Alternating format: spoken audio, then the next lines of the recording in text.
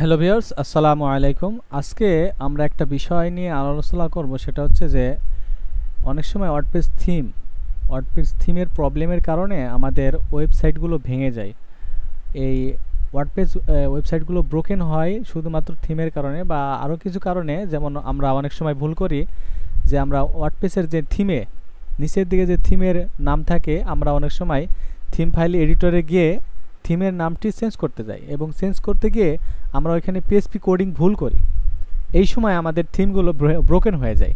তো আজকে আমরা দেখব যে কিভাবে আমাদের এই থিমটিকে আমরা পুনরায় আগের মতো এবং ঠিক করতে পারি।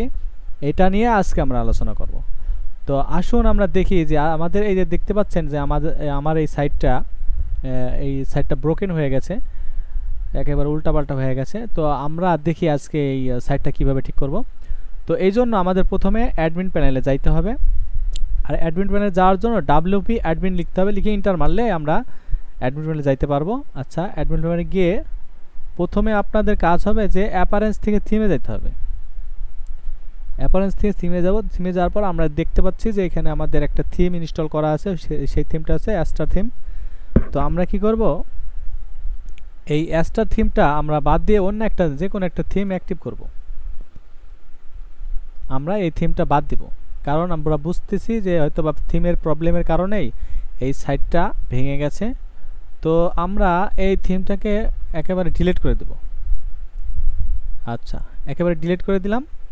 ডিলিট করে দেওয়ার পরে আমরা কি করব, অ্যাড থিমে ক্লিক করে আমরা ওই অ্যাস্টার থিমটা আবার পুনরায় ইনস্টল করব। যদি থিমের প্রবলেম হয়ে থাকে তাহলে আমাদের সাইটটি ইনশাল্লাহ ঠিক হয়ে যাবে।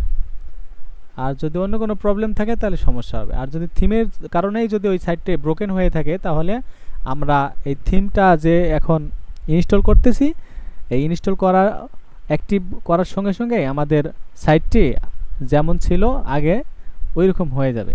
আর যদি থিমের কারণে প্রবলেম না হয় তাহলে হবে না। আচ্ছা, আমরা দেখব ইনস্টল করার পরে আমরা অ্যাক্টিভ করব। অ্যাক্টিভ করার পরে আমরা দেখব যে আসলে আমাদের সাইটটা ঠিক হয় কিনা। আচ্ছা, এইবার আমরা আমাদের সাইটটিকে ভিজিট সাইট অফ নিউ ট্যাবে গিয়ে ভিজিট সাইট করব, দেখি যে আমাদের সাইটটা ঠিক হয়েছে কিনা। এই যে আপনারা অবশ্যই দেখতে পাচ্ছেন যে আমার পুরো সাইটটা সুন্দরভাবে চলে আসছে। তাহলে এটার দ্বারা আমরা বুঝলাম কি যে আমাদের সাইটটা ব্রোকেন হয়েছিল শুধুমাত্র থিমের প্রবলেমের কারণে। অবশ্যই আপনারা এই ভিডিওটার মাধ্যমে উপকৃত হবেন। অসংখ্য ধন্যবাদ আপনাদেরকে আমার সাথে থাকার জন্য। ধন্যবাদ, ভালো থাকবেন সবাই।